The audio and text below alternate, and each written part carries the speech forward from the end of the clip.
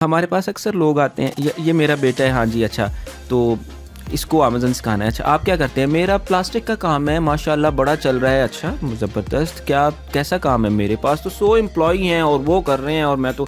अच्छा, आपका बेटा वो क्यों नहीं कर रहा? मैंने बड़ा इसको समझाया, वहाँ पे ये कुछ नहीं कर सका, सोचा मैंने अमेज़न करवा दूँ। यानी अमेज़न पे वो लोग आते हैं जो कुछ नहीं कर पाते, वो अमेज़न कर ले। हमारे यहाँ बड़ी माजरत के साथ मैं ये बोलूँगा कि एक मज़हब कार्ड को यूज़ किया जाता है अपने आप को आगे लेके जाने के लिए। अभी डिजी मास्टर जो है, डिजी मास्टर का कोर बिजनेस क्या है?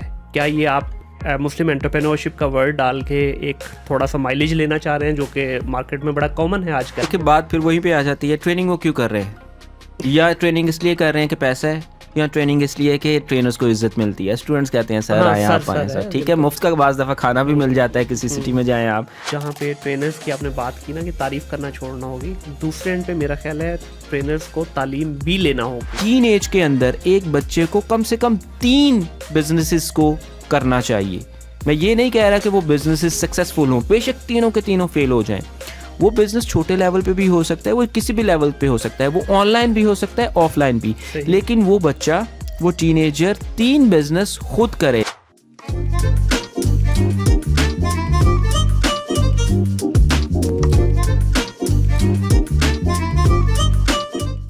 अस्सलाम वालेकुम ख़वातीन और हज़रात, welcome back to another podcast of Think Digital. My name is Munir Ahmad. आज की इस पॉडकास्ट के अंदर मेरे एक बड़े स्पेशल गेस्ट हैं। आज इनका ताल्लुक डेफिनेटली अमेज़ॉन और ई कॉमर्स की डोमेन से है। 2009 से ये अपनी सर्विसेज भी दे रहे हैं और 7 फिगर सेलर हैं। पाकिस्तान के उन चंद सेलर्स में से हैं जो कि बड़े बिज़नेस को लेके चल रहे हैं। इनका नाम है अदीम मिर्ज़ा।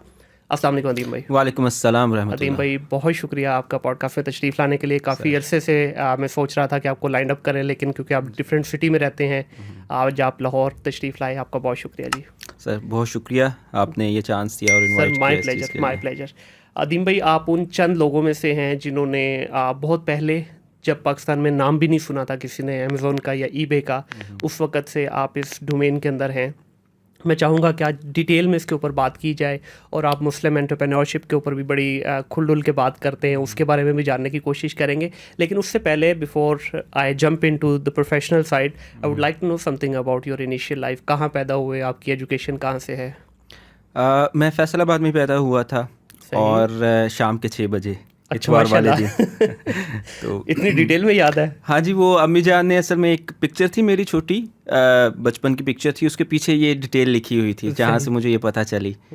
तो खैर फैसलाबाद में पैदा हुआ और यहीं पे क्वालिफ़िकेशन हासिल की और बस देसी से स्कूल थे, कोई बड़े नाम नहीं थे, बल्कि इस तरह के स्कूल थे कि उसको शायद आपको पता हो कि उसको टाट वाले स्कूल भी कहा जाता था।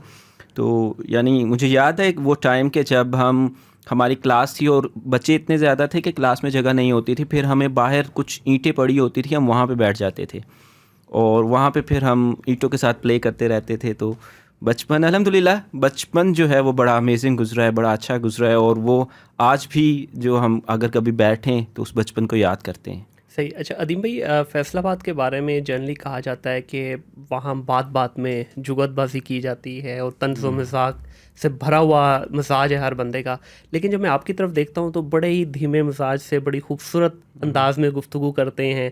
क्या आप में भी वो थोड़ा बहुत है जुगतबाजी का कुछ शौक़ या कुछ है आपकी डे टू डे लाइफ में, या सिर्फ हमें नज़र नहीं आता हो? नहीं, वो पब्लिक में नज़र नहीं आता है। उसकी वजह ये है कि मैं जिस चीज़ को लेकर चल रहा हूँ, एक मुस्लिम एंटरप्रेन्योरशिप के कॉन्सेप्ट को और ऐसी फ़िलासफ़ीज़ को जहाँ पे सीरियसनेस चाहिए होती है और वहाँ पे अगर चीज़ों को मजाक में ले जाया जाए तो फिर वो पब्लिक में उनको हैंडल करना मुश्किल हो जाता है।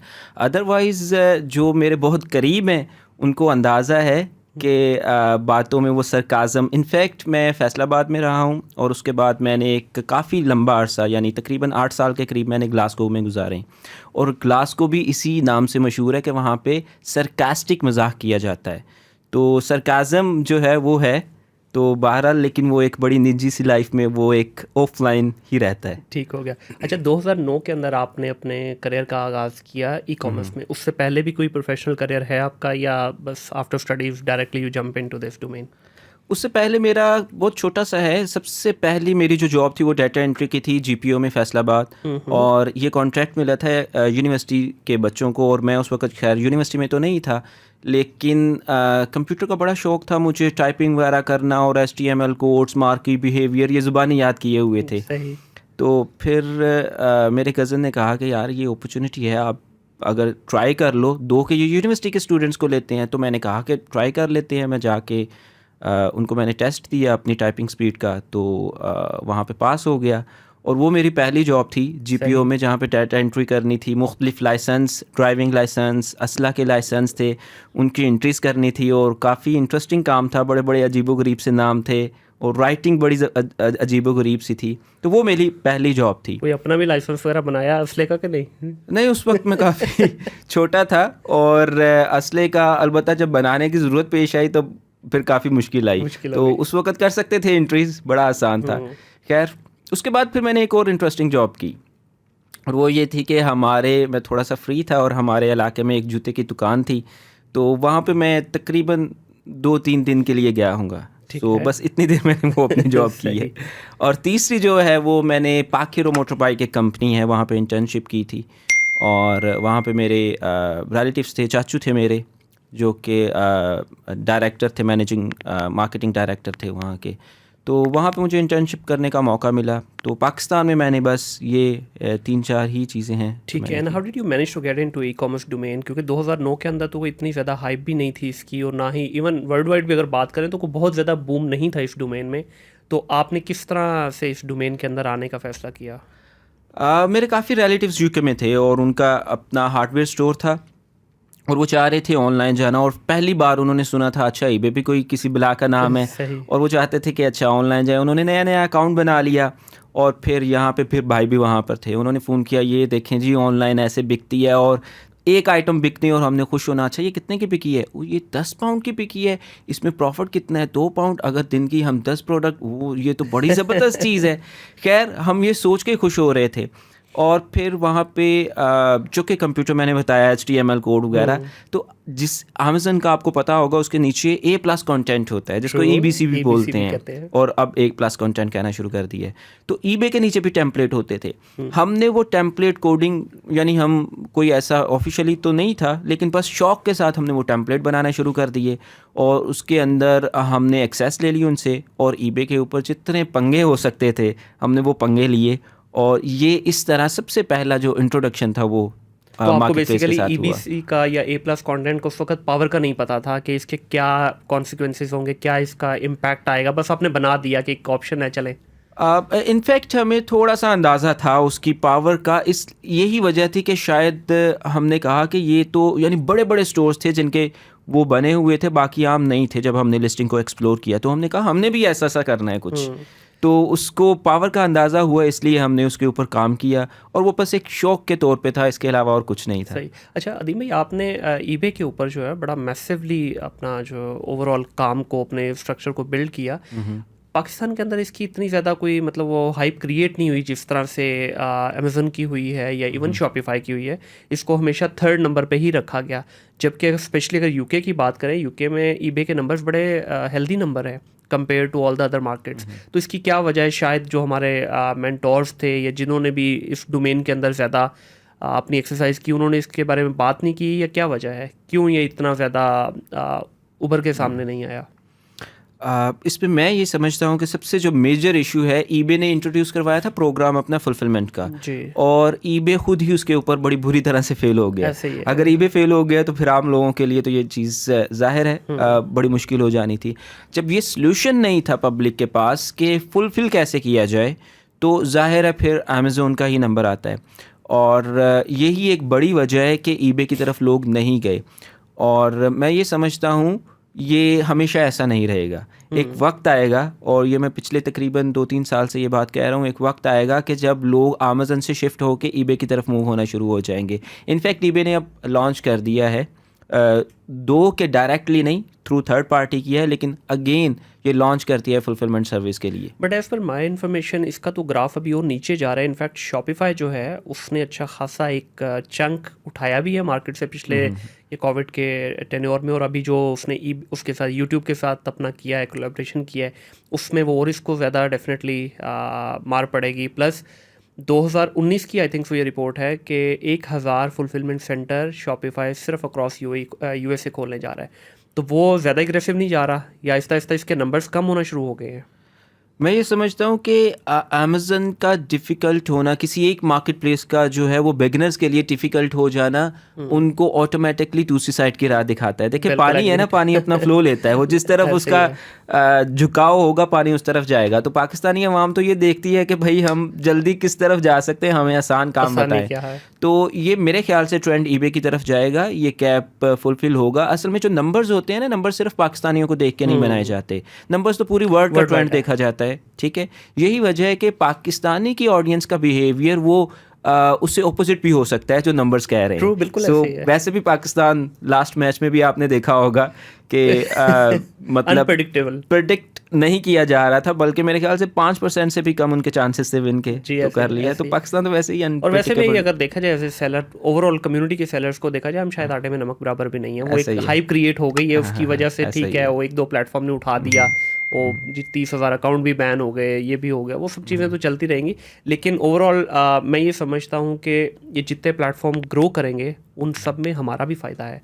अभी देखिए हम क्या है, मिलियंस ऑफ डॉलर का बिजनेस किस पे लेके बैठे हैं, अमेज़न के ऊपर। आज अमेज़न थोड़ा सा अपना हाथ टाइट करता है तो we are on the street, हमारे पास कोई ऑप्शन ही नहीं है। तो जितनी ये शॉपिफाई का बेहतर होना, ईबे का बेहतर होना, इनफैक्ट और प्लेटफॉर्म का बेहतर होना, हम सेलर्स के लिए ही बेहतर है ना। तो बिल्कुल बिल्कुल इसमें ऐसा ही है।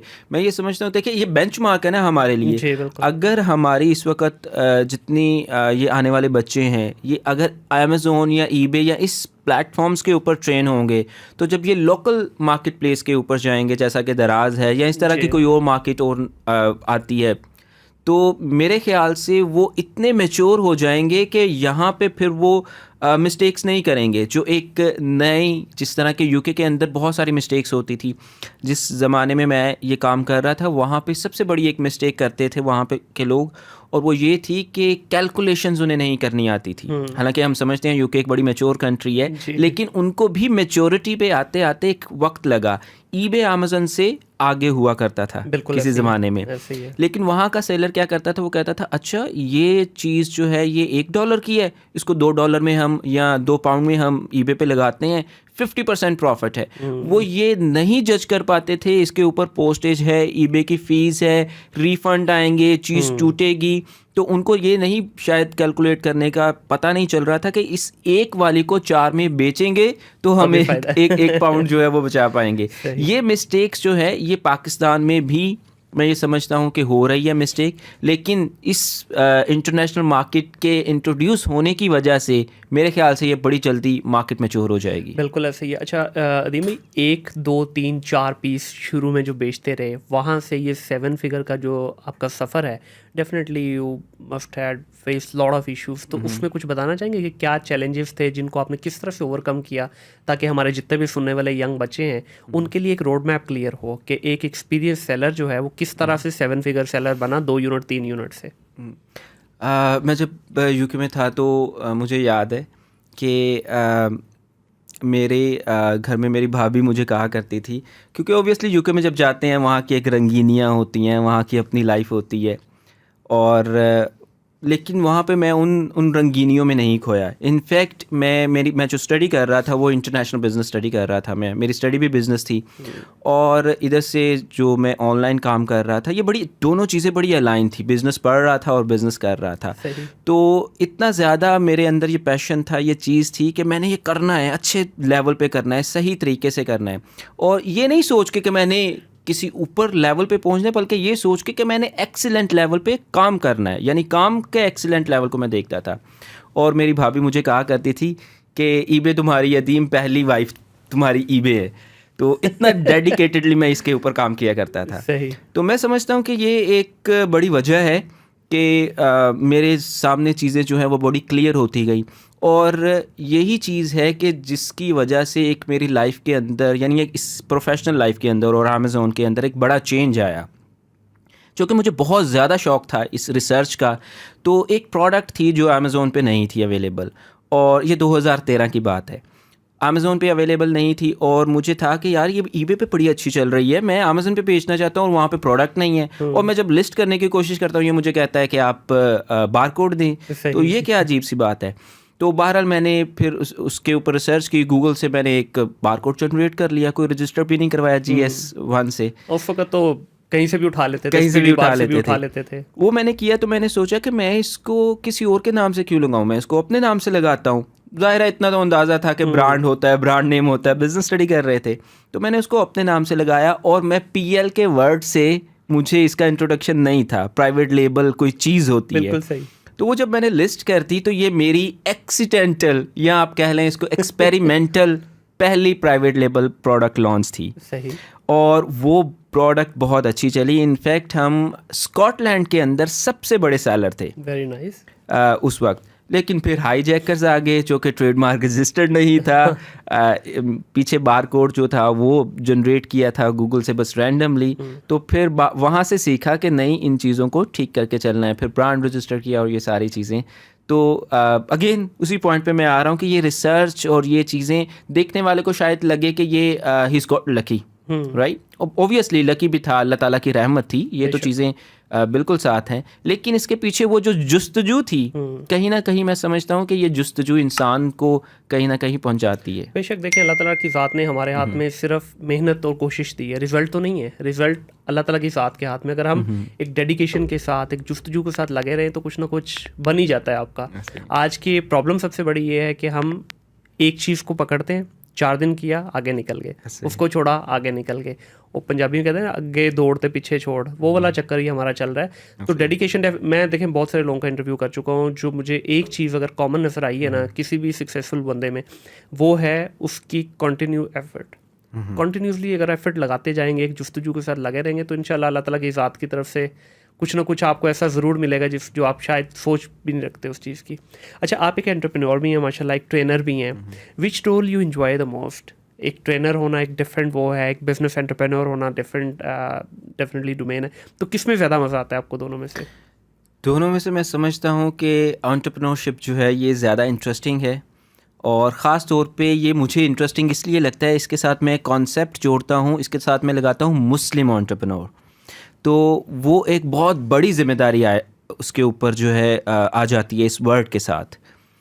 तो इसको मैं ज़्यादा इसलिए एंजॉय करता हूँ कि इसके अंदर रिस्क भी है, इसके अंदर आपने रास्ता तलाश करना है, रास्ता पहले से नहीं है डिफाइंड, आपने उस रास्ते को देखना है। या अगर इवन डिफाइंड भी है तो वो इतना उसके ऊपर गर्द और गुबार आ चुका है कि उसको ढूंढने के लिए बहरहाल आपको सफाई की ज़रूरत है। तो ये चीज़ जो कि ये चीज़ जब मैं यानी ये रिसर्च वर्क करता था, तो एक मेरी हैबिट डेवलप हो गई। वो हैबिट ये डेवलप हो गई कि प्रॉब्लम्स के सलूशन ढूंढना। सही। तो ये एक हैबिट डेवलप हो गई। अच्छा, ये प्रॉब्लम है, इसका सलूशन ढूंढना है, ये प्रॉब्लम है, ये ठीक कैसे होगा, ये ख़राब चीज़ है, इसको ठीक तरीके से कैसे कर सकता हूँ। वो जो हैबिट डेवलप हुई, वो हैबिट उस चीज़ को अब मैंने इधर इस्तेमाल किया कि एंटरप्रेन्योरशिप ये कॉन्सेप्ट तो मेरे ख्याल से आपको यूनिवर्सिटीज़ में मिलेगा, आपको जो है गोरे यूट्यूब पे बताते बहुत नज़र आएंगे, लेकिन मुस्लिम एंटरप्रेन्योरशिप क्या है, ये एक मेरी जो यानी बड़ा इंटरेस्ट जो है वो मेरा इस चीज़ के अंदर है। और चूँकि इसके ऊपर बहुत ज़्यादा डाटा अवेलेबल नहीं है इस मॉडर्न वर्ल्ड में जो अप्लाई किया जा सके। यस, हमारे पास कुरान है, हदीस है, लेकिन असल चैलेंज ये है कि आज के दौर में वो अप्लाई कैसे की जाएँ चीज़ें। कहीं ऐसा तो नहीं है अदीम भाई कि आप ये, जिस तरह हमारे यहाँ बड़ी माजरत के साथ मैं ये बोलूँगा कि एक मज़हब कार्ड को यूज़ किया जाता है अपने आप को आगे लेके जाने के लिए। अभी डीजी मास्टर जो है, डीजी मास्टर का कोर बिजनेस क्या है? क्या ये आप मुस्लिम एंटरप्रेन्योरशिप का वर्ड डाल के एक थोड़ा सा माइलेज लेना चाह रहे हैं, जो कि मार्केट में बड़ा कॉमन है आजकल, या इसके पीछे वाकई ही कोई जेन्युइनली कोई थॉट है, कोई ऐसा प्रोसेस है? आपने 4000 प्लस बच्चों को ट्रेन किया, आपकी फॉर्च्यूनर तो मेरा ख्याल खड़ी होनी चाहिए थी घर के बाहर, या मर्सिडीज़ का लेटेस्ट मॉडल तो आ जाना चाहिए था, क्यों फ्री करवाया? क्या इसके पीछे ये कुछ रीजंस यही हैं मुस्लिम एंटरप्रेन्योरशिप की? आप चाहते हैं कि ज़्यादा से ज़्यादा इसमें ग्रोथ आए, लोग ज़्यादा इसमें इंटरेस्ट लें, और जेन्युइनली इसके पीछे आपका कोई नेक मकसद है? खैर फॉर्च्यूनर तो नहीं है, लेकिन फॉर्च्यूनर के बराबर की बहुत सारी चीज़ें हैं माशाल्लाह। तो अल्हम्दुलिल्लाह। लेकिन वो कोर बिज़नेस से है, जो मेरा बिज़नेस है मेन ईबे और अमेज़ोन पे, वहाँ से है। जो डिजी मास्टर्स का बिज़नेस है, डिजी मास्टर्स देखें, ये बात ठीक है, एक चीज़ होती है, इंसान जब पैदा होता है ना, वो सेल्फ कॉन्शियस पे पैदा होता है। True. यानी अगर अब बच्चा ये नहीं देखता मुझे कौन देख रहा है कौन नहीं देख रहा है, ऐसे ही ठीक है, वो सेल्फ कॉन्शियस पे पैदा होता है। वो कहता है मुझे ये चाहिए तो चाहिए, चाहिए, बिल्कुल। उसने रोना है तो सबके सामने रोना है। हम बड़े कहते हैं नहीं बेटा कोई देख रहे हैं, ध्यान से ज़रा। हाँ, तो हम बड़े क्या करते हैं, हम उस सेल्फ कॉन्शियस से जिसके ऊपर बच्चा पैदा होता है, हम उससे पीपल कॉन्शियस का सफ़र तय करते हैं, जबकि इंसान को सेल्फ कॉन्शियस से गॉड कॉन्शियस की तरफ जाना चाहिए। True. तो मैं ये समझता हूँ कि जो मैं कर रहा हूँ ये इसमें मैं कभी भी पीपल कॉन्शियस नहीं हुआ। सही। इसमें मैं यही समझता हूँ कि सेल्फ कॉन्शियस, सबसे पहले सेल्फ कॉन्शियस वाला हम दोबारा वापस लेकर आएँ, जो बचपन में हमारे अंदर कूट कूट के पड़ा था, जिसको इकबाल कहते हैं खुदी। उस खुदी को वापस लाएं और उसके बाद गॉड कॉन्शियस की तरफ सफ़र तय करें। तो पीपल कॉन्शियस वाला चूँकि हमारी फ़िलासफ़ी के अंदर, मुस्लिम एंटरप्रेन्योरशिप के अंदर नहीं है, तो मैं ख़ुद पे कैसे ले सकता हूँ कि लोग क्या कहते हैं। ये तो कभी भी इस चीज़ को मैं नहीं देखूँगा। अलबत्ता ये फिर क्यों शुरू किया, ये इसलिए शुरू किया कि मैं जब यूनिवर्सिटी में बिज़नेस पढ़ रहा था ना, तो वहाँ पढ़ते पढ़ते गोरों से पढ़ना, और जाहिर है उनके, हम मुसलमान होते, जब इंसान मुसलमान होता है और दूसरी कंट्री में जाता है ना, तो उसकी आइडेंटिटी सबसे पहले असरअंदाज होती है। बिल्कुल। मेरी आइडेंटिटी भी असरअंदाज हुई थी। तो जब मैंने उसको थोड़ा सा रिसर्च करना शुरू किया, तो मेरा इंटरेस्ट डेवलप हुआ इस्लामिक एस्केथोलॉजी के अंदर। सही। वो ये डेवलप हुआ इधर से, मैं बिज़नेस पढ़ रहा था, बिज़नेस कर रहा था, और इंटरेस्ट था मेरा इस्लामिक एस्केथोलॉजी में। ये तीनों चीज़ों का एक कॉम्बिनेशन बना, तो मेरे जहन में ये चीज़ आई, ओह ये तो, यानी ये तो इस्लाम में बड़ी खूबसूरत तरीके से चीज़ें हैं, हमें तो पता ही नहीं चल रही थी। तो फिर अपनी उसी सोच के मुताबिक मैंने वहाँ पे एक काम करना शुरू किया। मैं जब भी कस्टमर को, क्लाइंट को कोई डील कर रहा होता था, जब क्लाइंट का अच्छा एक्सपीरियंस होता था, मैं ये नहीं कह रहा ये अच्छा काम है, लेकिन अपनी सोच के मुताबिक यही करता था। अच्छा एक्सपीरियंस होता था, मैं नीचे लिखता था मोहम्मद, किसको पता लगे आके कोई मुसलमान है। और जब कोई बुरा एक्सपीरियंस होता था, मैं अपना नाम लिख देता था कि भाई अब मुसलमान का नाम बदनाम ना हो। तो ये चीज़ जो है आस्ता आस्ता जब आगे आई, यहाँ पे डिजी मास्टर्स पे आके फिर मुझे था कि इस चीज़ को हमने आगे लेकर जाना है। डिजी मास्टर्स जिस बेस की वजह से आया था, उस वक्त टर्म ये नहीं थी मुस्लिम एंटरप्रेन्योर की।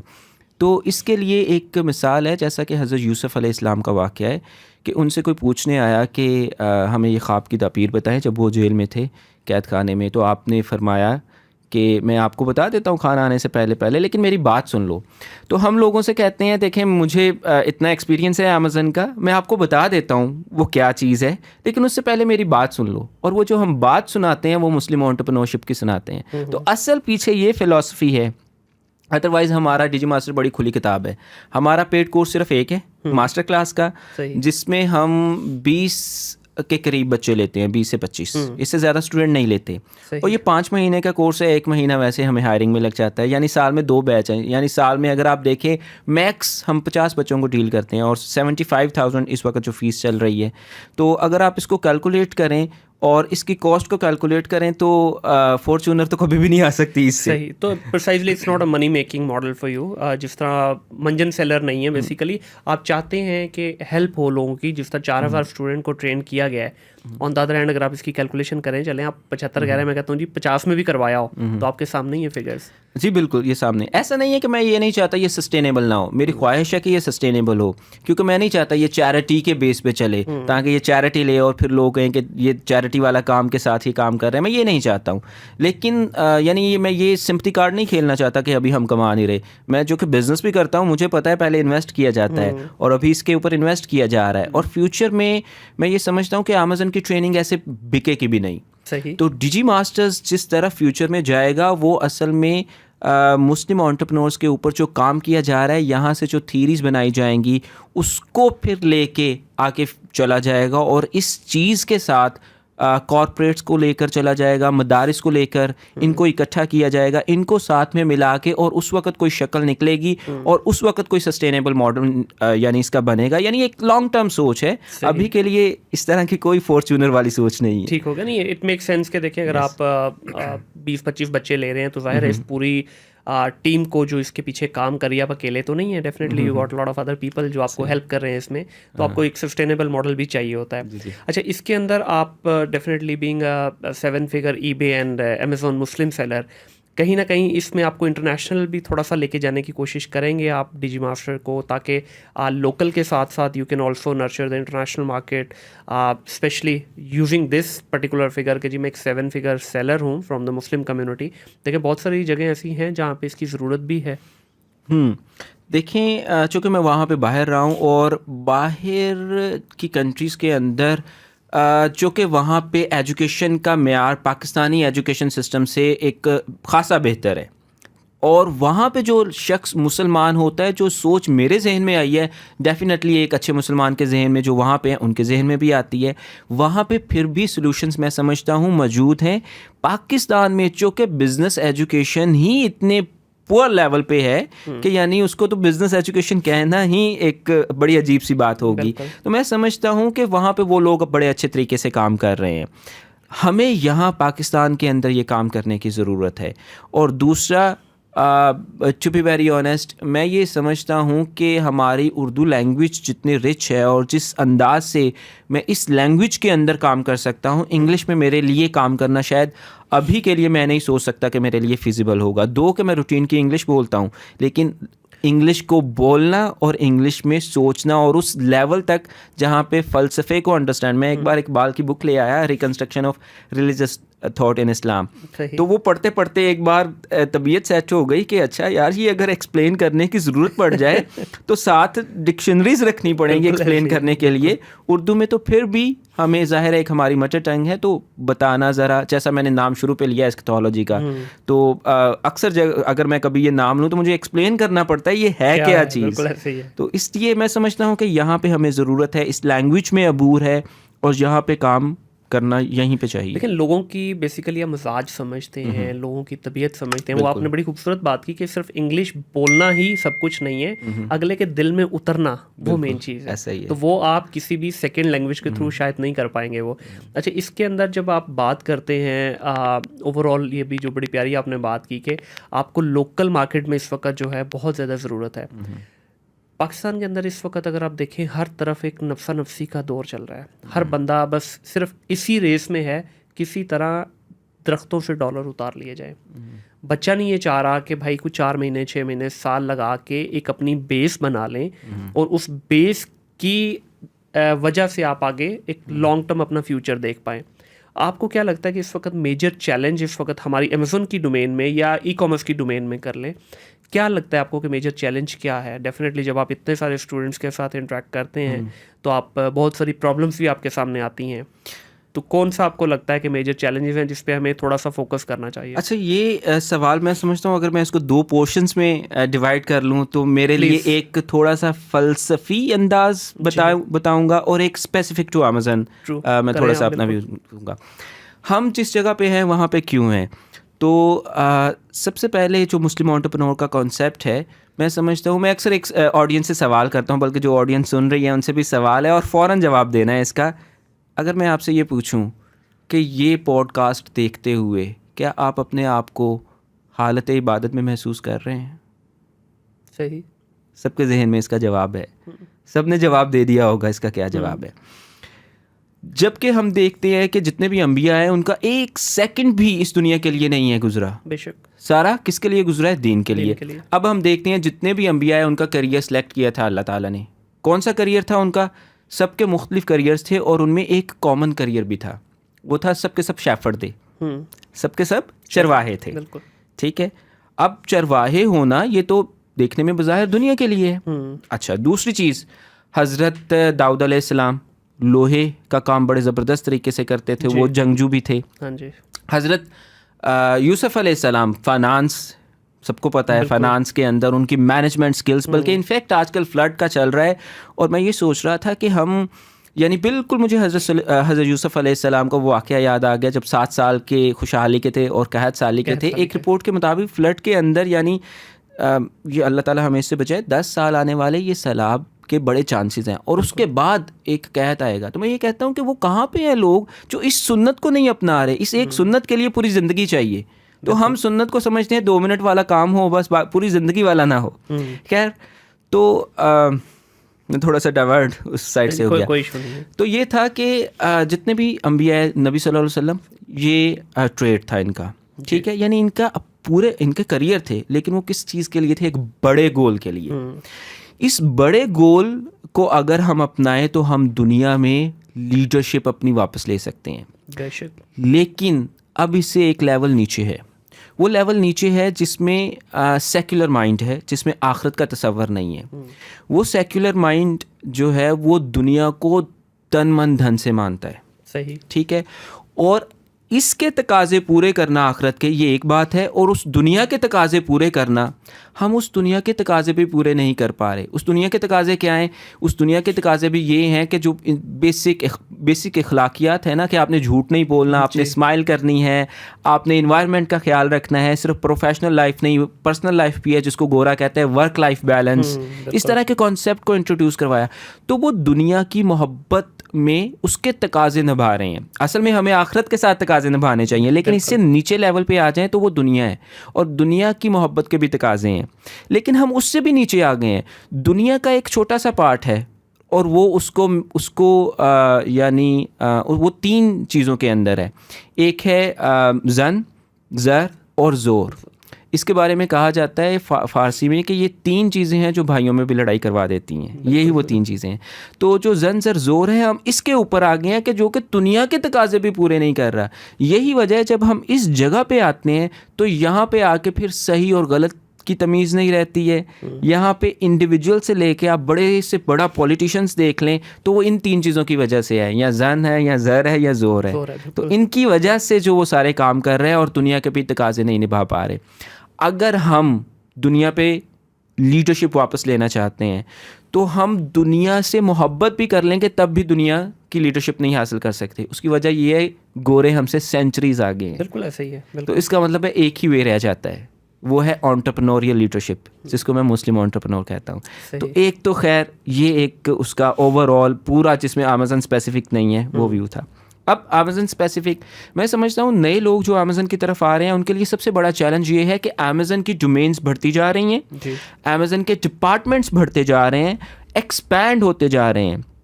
जब मैं शुरू में था तो उस वक्त अमेज़न PPC लोग नहीं चलाते थे, तो इसका मतलब है मुझे PPC के अलावा अमेज़न सीखने की ज़रूरत थी। मेरे लिए तो अमेज़न आधा रह गया। ऐसे ही है। अब जो पुराने लोग हैं वो अमेज़न जैसे जैसे चीज़ें एक एक करके ऐड करता गया, पुराने लोग सीखते गए, उनके लिए आसान था। नए आने वाले के लिए PPC भी है, A+ कंटेंट भी है। PPC फिर एक तरह की नहीं है, PPC में वीडियोस भी हैं, PPC में अब तो ऑडियोज़ भी हैं, फिर पता नहीं अमेज़न ने आर्टिकल्स इंट्रोड्यूस करवा दिए हैं, इन्फ्लुएंसर मार्केटिंग आ गई है। हमारे उस ज़माने में तो कॉन्सेप्ट भी नहीं था। इसका मतलब है जो नया पर्सन आ रहा है उसके लिए चीज़ें इतनी ज़्यादा हैं कि वो ओवरवेल्म्ड हो जाता है।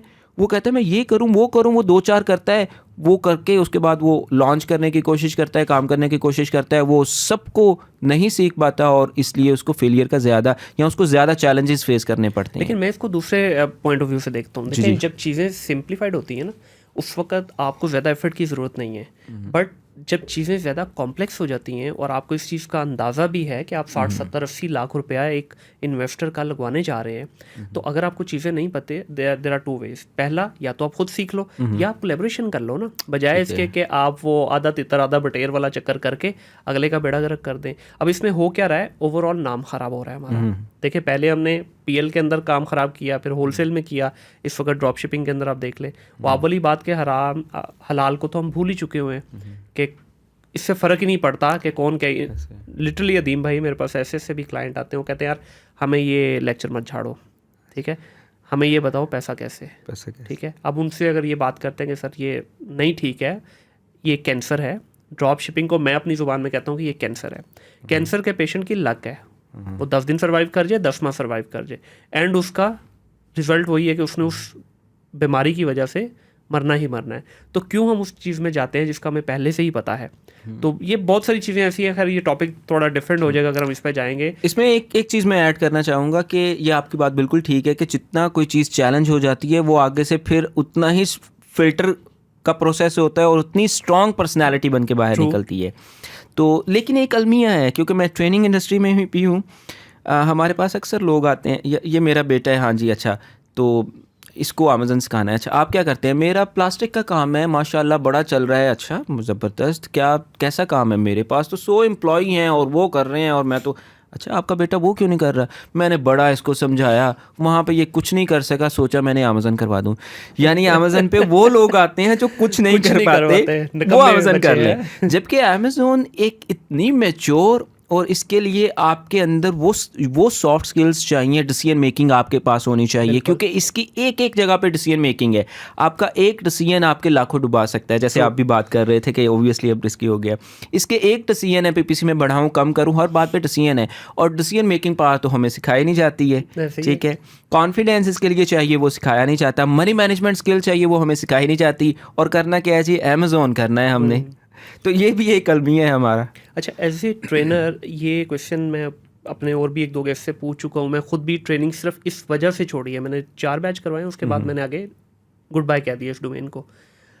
एज ए ट्रेनर आपने हज़ारों लोगों को ट्रेन किया।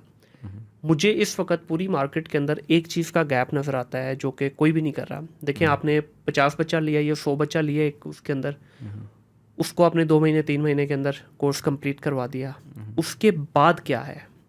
कोई बच्चा 100 बच्चों में से हार्डली 4 5 10 बच्चे 20 बच्चे जो हैं वो आगे कहीं अपने करियर को परस्यू कर पाएंगे। जो 80 बच्चे हैं उनका क्या बनेगा? देखिए ये बड़ा कॉमन कहा जाता है जी हमारी ट्रेनिंग इंडस्ट्री के अंदर अगर 5-10% अगर सक्सेस मिल जाए तो समझें आपकी ट्रेनिंग बड़ी अच्छी। मैं इससे एग्री नहीं करता। देखिए क्यों हम ऐसा नहीं करते? देखिए हमारे यहाँ 70-80-100 एजेंसीज एक एक शहर में बैठी हैं। लाहौर की बात करें, मेरे ख्याल से 100+ एजेंसी यहाँ बैठी है। क्यों एक ट्रेनर जो है वो एक स्टेप आगे नहीं जाता? इन सारी एजेंसीज को एम्प्लॉयज़ चाहिए, सारे हायरिंग करते हैं, क्यों ये आपस में कोलेब्रेशन नहीं करते कि भाई देखिए अदीम साहब का 100 बच्चा बैच निकला, 100 में से 60 बच्चा तो अच्छा होगा ना, जिसको आप एज ए टीचर समझते हैं कि यार नहीं ये डिज़र्व करता है, इसको जॉब भी मिलनी चाहिए, इसको आगे करियर भी इसमें परस्यू करना चाहिए। चलें 30-40 को छोड़ भी दें। क्यों ऐसी हमारे यहाँ आपस में कोलेब्रेशंस नहीं की जाती कि भाई ठीक है अदीम साहब का फ़ोन आ रहा है मुनीर भाई को कि मुनीर भाई ये 10 बच्चे कर लें यार, इनका इंटरव्यू आपको चाहिए ना बंदे, ये 10 बंदे फलाने बंदे को दे दिए, 10 इसको दे दिए, उससे जॉब भी मिलेगी, ये डोमेन के अंदर मैच्योरिटी भी आएगी। ओवरऑल जो एक नफसा नफसी का जो दौर चल रहा है, बच्चा 2 महीने की ट्रेनिंग ली अदीम भाई से, डिमांड क्या कर रहा है? 1 लाख रुपए चाहिए। बच्चा भी थोड़ा ज़रा समझेगा कि भाई औकात क्या है इस वक्त आपके करियर की, तो उसके अंदर भी थोड़ा ठहराव आएगा और उसको एक जॉब भी मिलेगी, ट्रेनर का भी नाम अच्छा जाएगा। क्यों इसके ऊपर काम नहीं हो रहा सर? देखिए बड़ी ज़बरदस्त आपने बात की। इसको मैं इस तरह बयान करूँगा कि हम ट्रेनर्स मेरा मतलब है, तो हम ट्रेनर्स जो है ना, हम ट्रेनर्स पाकिस्तान की हेल्प करना चाहते हैं, पाकिस्तानी कौम की हेल्प करना चाहते हैं, या मैं कौम की बजाय उम्मत का लफ्ज़ इस्तेमाल करता हूँ, तो हम हेल्प करना चाहते हैं। लेकिन हमारे अंदर एक मसला है, हम कहते हैं कि ये जो हम चेंज लाना चाहते हैं ना, अच्छा चेंज, ये सिर्फ हमारे थ्रू आए, किसी और के थ्रू हो नहीं। सही। तो ये एक जो चीज़ है ना कि हम अच्छी चीज़ चाहते हैं लेकिन वो हो हमारे थ्रू। सही है। मैं समझता हूँ कि ये एक बहुत बड़ा बैरियर है जो हमें किसी भी कोलैबोरेशन से रोकता है, किसी भी जगह किसी दूसरे को अप्रिशिएट करने से रोकता है, क्योंकि अगर अप्रिशिएट करेंगे इसका मतलब है उसको क्रेडिट तो उसको भी जाएगा। लेकिन हम अच्छा चाहते हैं लेकिन अपने थ्रू चाहते हैं। इस चीज़ को ख़त्म करने की ज़रूरत है हमें कि हम अच्छा चाहें, वो मेरे थ्रू हो या वो आपके थ्रू हो, अच्छा होना चाहिए। तो ये ट्रेनर्स को डेवलप करने की ज़रूरत है। और इनफैक्ट इसके ऊपर यानी इसके ऊपर मैं ये भी एक हमारी वर्किंग है इसके ऊपर कि इसके लिए असल पिन पॉइंट क्या है, किस तरह ट्रेनर्स की इस बात की इस्लाह की जाए कि वो कोलैबोरेशन में आ जाएं, वो दूसरों को अप्रिशिएट करना शुरू कर दें।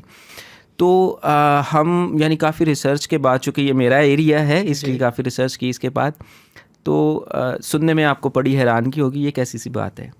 सिर्फ एक काम करने की ज़रूरत है और वो ये कि अगर ट्रेनर्स की इस्लाह करनी है तो ट्रेनर्स की तारीफ़ करना छोड़ दें। सही। ट्रेनर्स की इस्लाह उनकी इसी सूरत में हो सकती है कि हम तारीफ़ करना छोड़ दें, और ये उस वक़्त तारीफ़ हम छोड़ेंगे, ये यानी ऑडियंस का काम है ना, ऑडियंस तारीफ़ करती है। जब ट्रेनर्स की तारीफ़ करना हम छोड़ देंगे, देखिए तारीफ़ क्या करती है, हमें कुरान में पहला सबक मिलता है कि तारीफ़ तमाम की तमाम अल्लाह के लिए।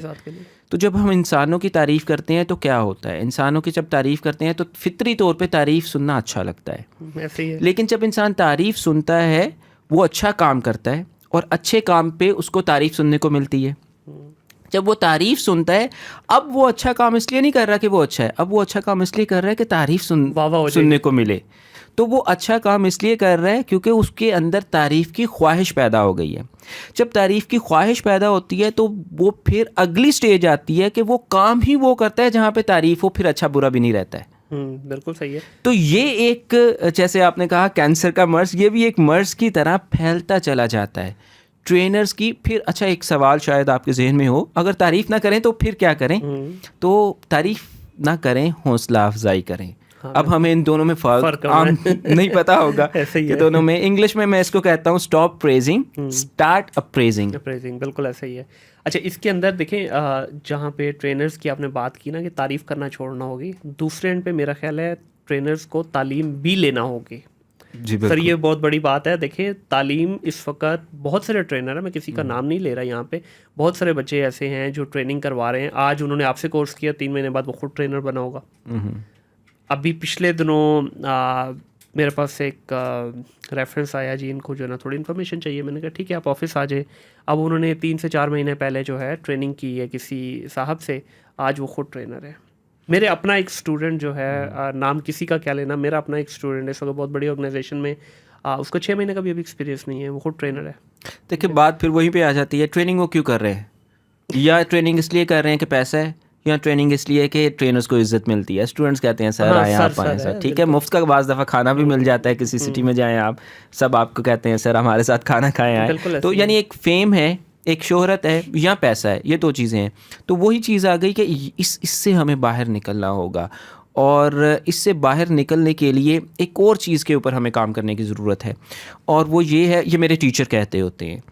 तो मेरे टीचर ये फ्रेज़ बोलते हैं कि जब इंसान को दूसरों की इस्लाह की फ़िक्र, ख़ुद की इस्लाह की फ़िक्र से बढ़ जाए तो ये मुआशरे में ख़राबी पैदा करता है। बेशक ऐसा ही है। हालांकि इस्लाह करना तो अच्छा काम है, हाँ। लेकिन उस इस्लाह की, दूसरों के इस्लाह की फ़िक्र अगर ख़ुद की इस्लाह की फ़िक्र से बढ़ जाए तो ये मुआशरे में ख़राबी पैदा करता है। बिल्कुल ऐसे ही है। अच्छा, आप मल्टीपल चीज़ें मैनेज कर रहे हैं, खुद भी सेलर हैं, फिर डिजी स्किल वाला मैटर भी है, एंटरप्रेन्योर वाला, इतनी सारी चीज़ें जब आप करते हैं, आप अपना जो वीक है या डे है या मंथ है, इसको किस तरह से बैलेंस करते हैं? डेफिनेटली आपकी टीम भी है, सब लोगों की एक्सपेक्टेशन भी होती हैं एज ए CEO कि भाई ठीक है, ये मुझे भी टाइम दे, टीम मेंबर्स भी कहते हैं, क्लाइंट भी बोलता है, फिर आपके स्टूडेंट्स भी कहते हैं। तो वर्क लाइफ बैलेंस की आपने बात की, गोरा कम्युनिटी में बड़ा कॉमन है ये चीज़। इनफैक्ट हमारे यहाँ भी कॉर्पोरेट कल्चर के अंदर ये चीज़ को बड़ा अच्छा समझा जाता है कि भाई यही नहीं, रात के 12 बजे तक ऑफिस में बैठे रहो।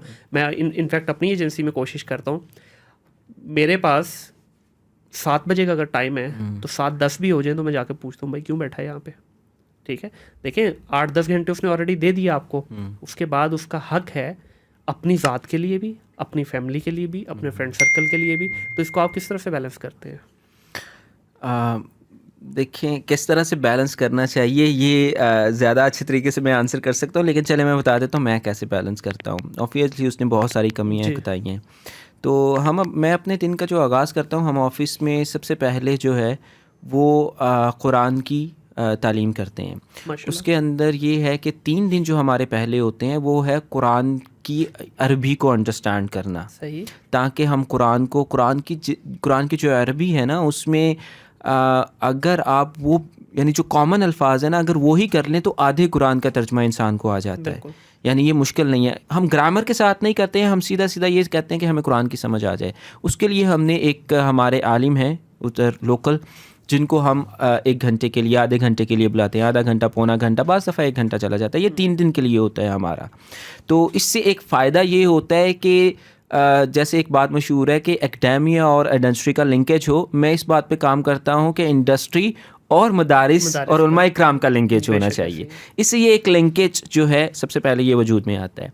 तो ये हम काम करते हैं जो कि मुझे पर्सनल फिर नहीं देना पड़ता, वो काम के टाइम से ही हम निकाल लेते हैं उसको। फिर अगले 3 दिन हम ये करते हैं कि अगले 3 दिन में से 2 दिन हम कुरान का तर्जमा ख़ुद पढ़ते हैं, बगैर, यानी आलिम नहीं कोई होता, हम खुद पढ़ते हैं उसको, खुद में डिस्कशन करते हैं।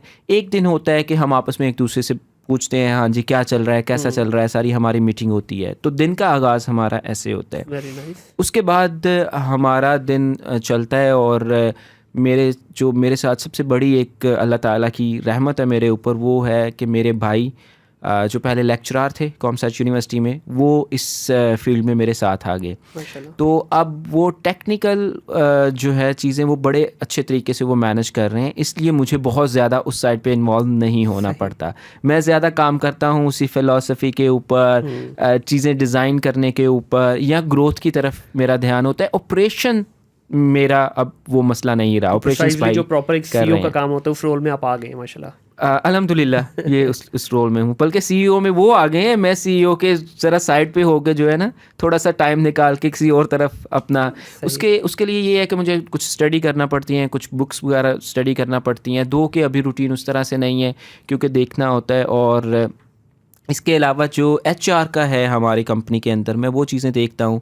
उसकी रीज़न ये है कि हम इंडिविजुअल्स के ऊपर काम करते हैं। HR वैसे तो एक है बिल्कुल कमर्शियल सी थॉट कि कैसे मैनेज करना है। एक है HR जो आपने बात की कि पर्सनल लाइफ भी होनी चाहिए।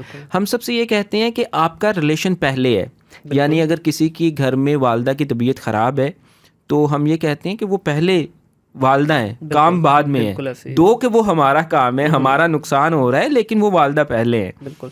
तो यही चीज़ यही चीज़ हम ये कहते हैं बच्चों के ऊपर भी अप्लाई करनी चाहिए कि स्कूल बाद में है। अगर वालदा की तबीयत ख़राब है तो स्कूल से छुट्टी करवा के घर में रखें। यानी ये वो सेम कॉन्सेप्ट है जो कि असल तालीम किस लिए और असल कमाई किस लिए, पर्सनल लाइफ के लिए। और अगर पर्सनल लाइफ को टाइम नहीं देंगे तो ये कैसे होगी। जब ये चीज़ें आप लेकर आते हैं तो फिर आपका स्टाफ भी अप्रिशिएट करता है, आपकी टीम भी अप्रिशिएट करती है।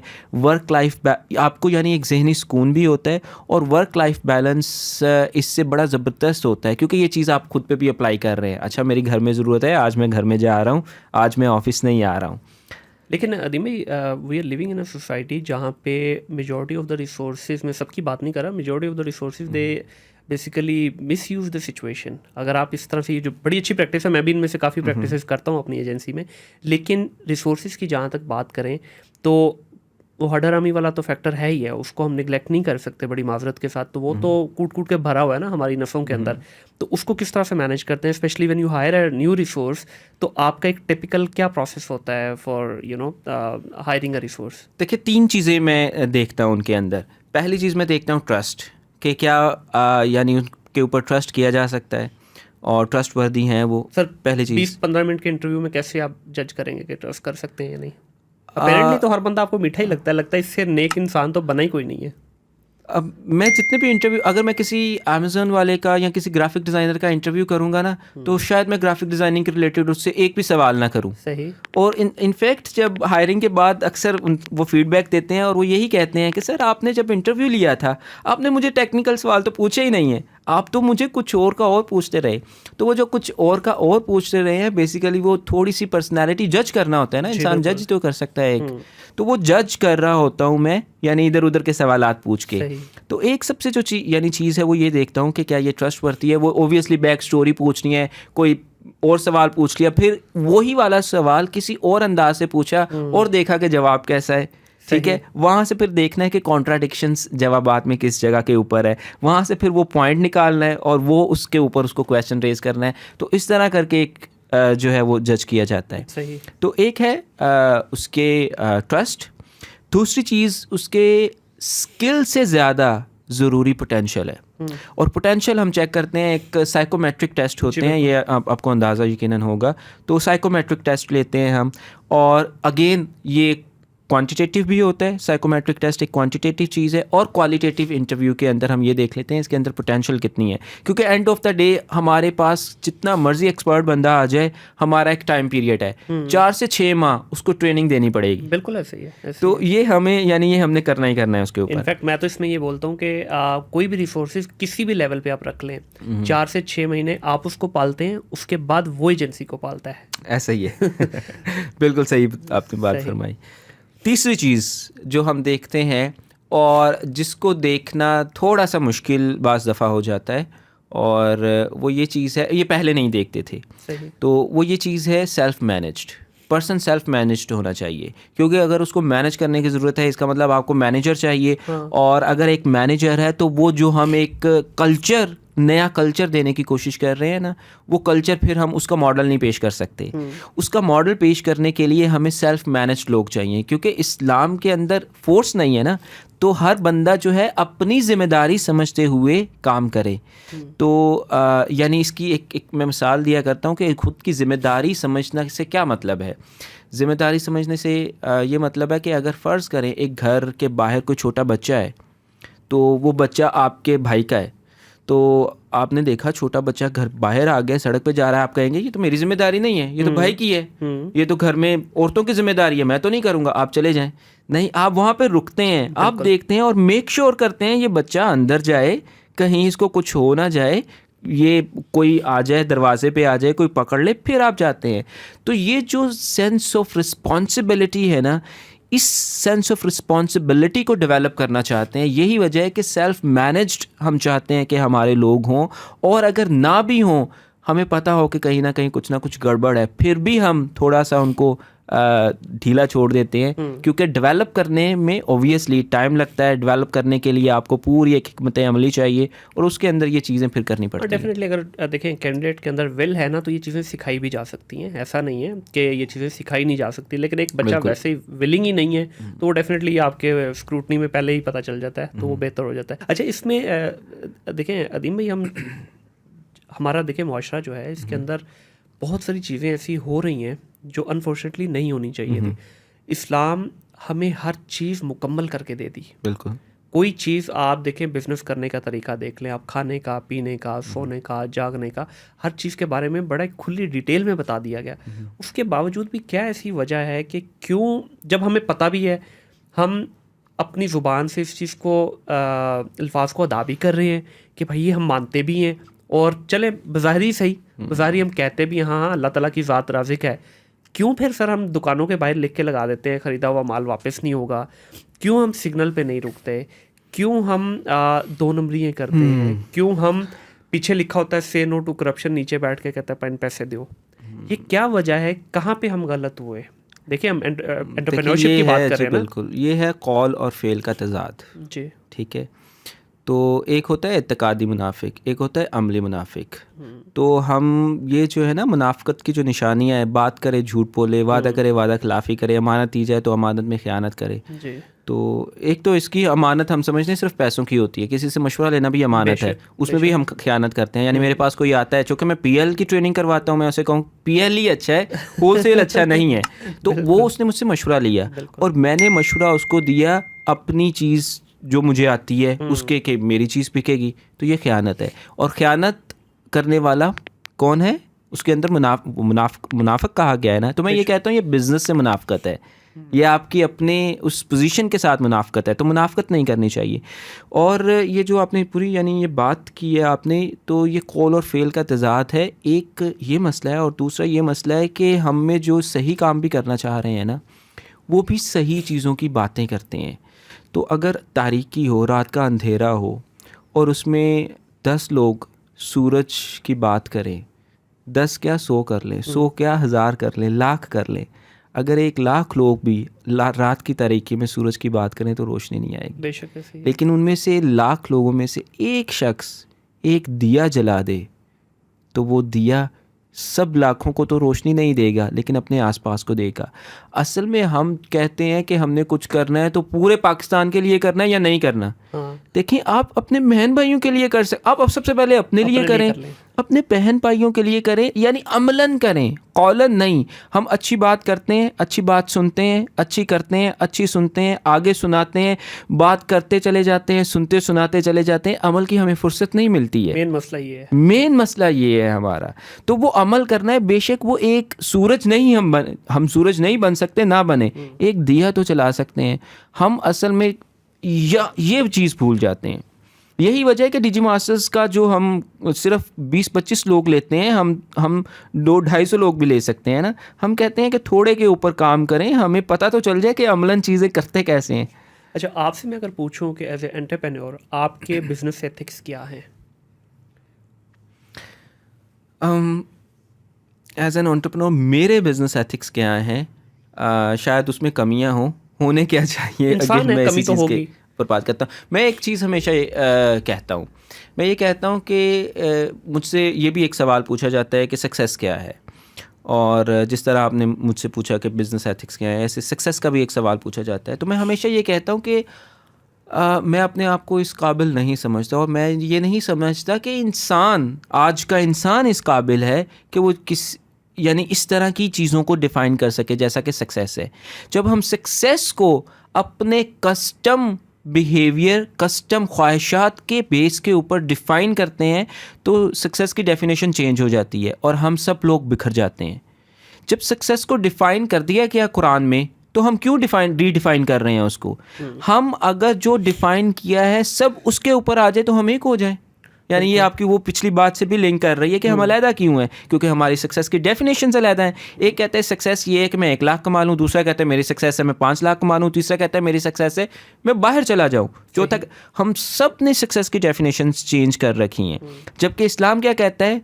सक्सेस ये है कि अपने नफ्स को प्योरीफाई करें, अपनी नीयत को ख़राब ना होने दें, अपने अंदर डिसीजन मेकिंग पावर लेकर आएँ, और डिसीजन आपके बायस्ड नहीं होने चाहिए। आप अपने भाई के लिए वो पसंद करें जो अपने लिए कर रहे हैं। हम इन चीज़ों के ऊपर काम नहीं कर रहे, यही वजह है कि हम अलहदा है। यानी यानी ये बेसिक रूट प्रॉब्लम्स ये है ना।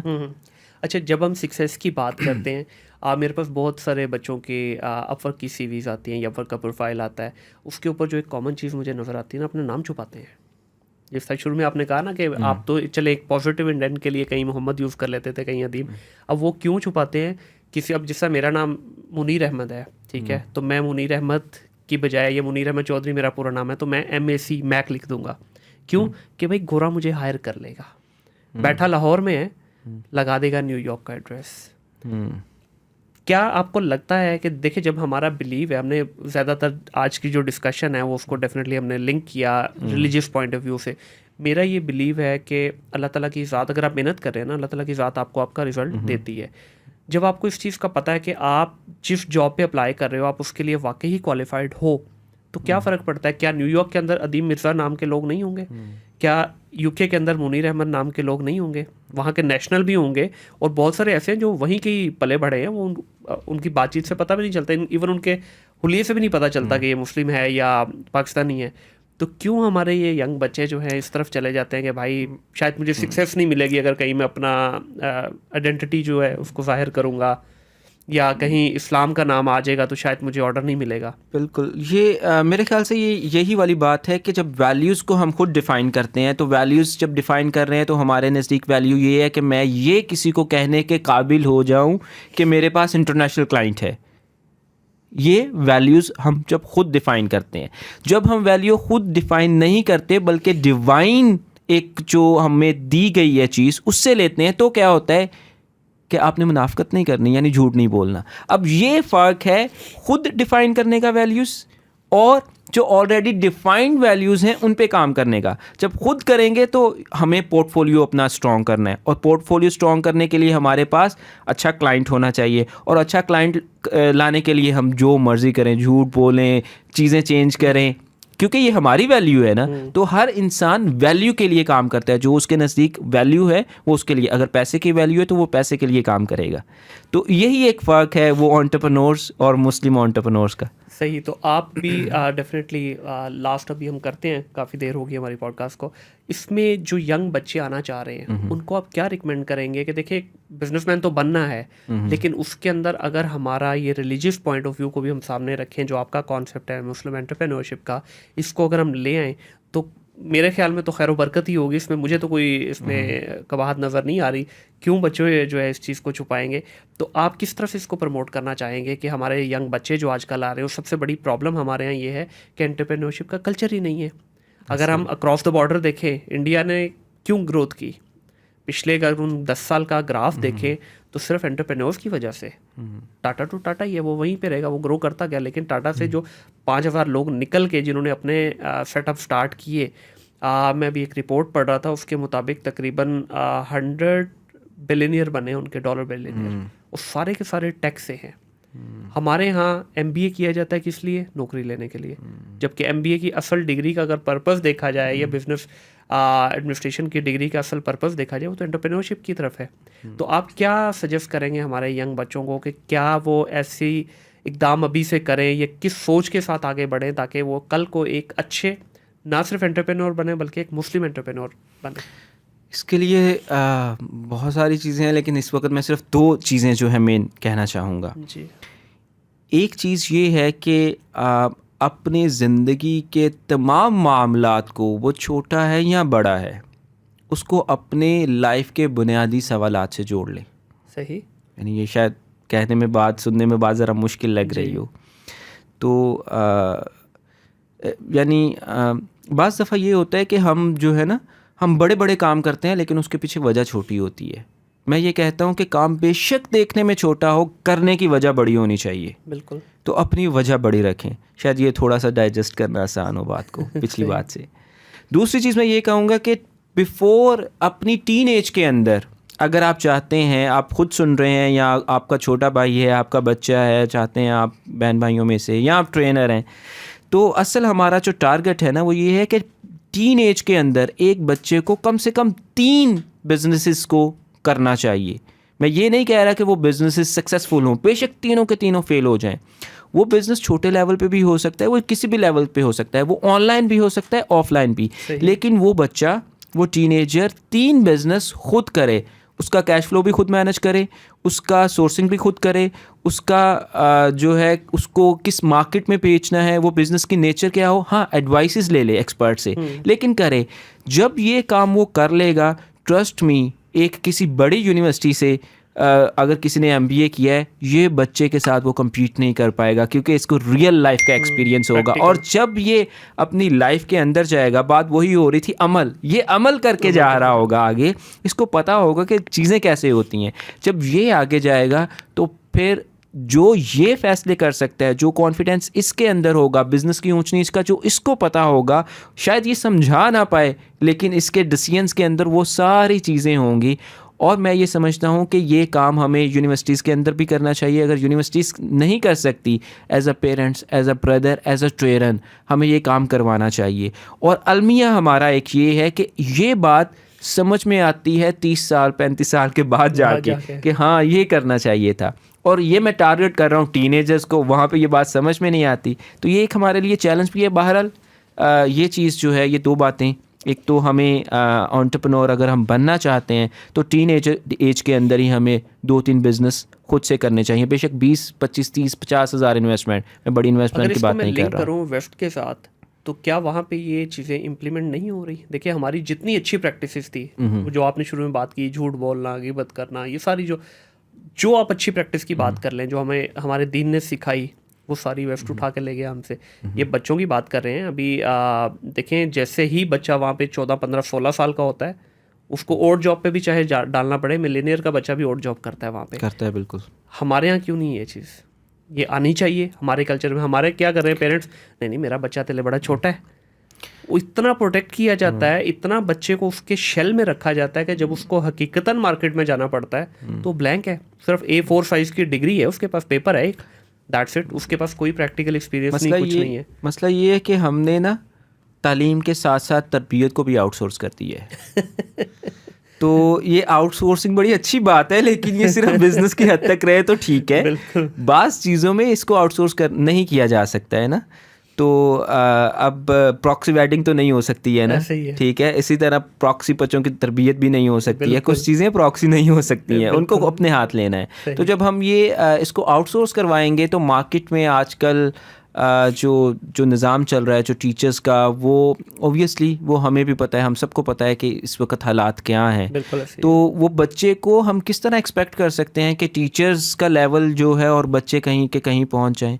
तो एक ये चीज़ है। एक और चीज़ बड़ी मैं अहम यहाँ पे कहना चाहूँगा, वो ये कि हम अपने बच्चों को जिस लेवल पे देखना चाहते हैं ना, अगर आप चाहते हैं कि आपका बच्चा जो है बिल्कुल ही एक छोटी सी लेवल की जॉब करे तो और छोटे सा काम करे, तो जिस तरह हम उनको एक रेडी वाले को जैसे डील करते हैं उसको वैसे डील करें, वो रेडी वाला ही बनेगा।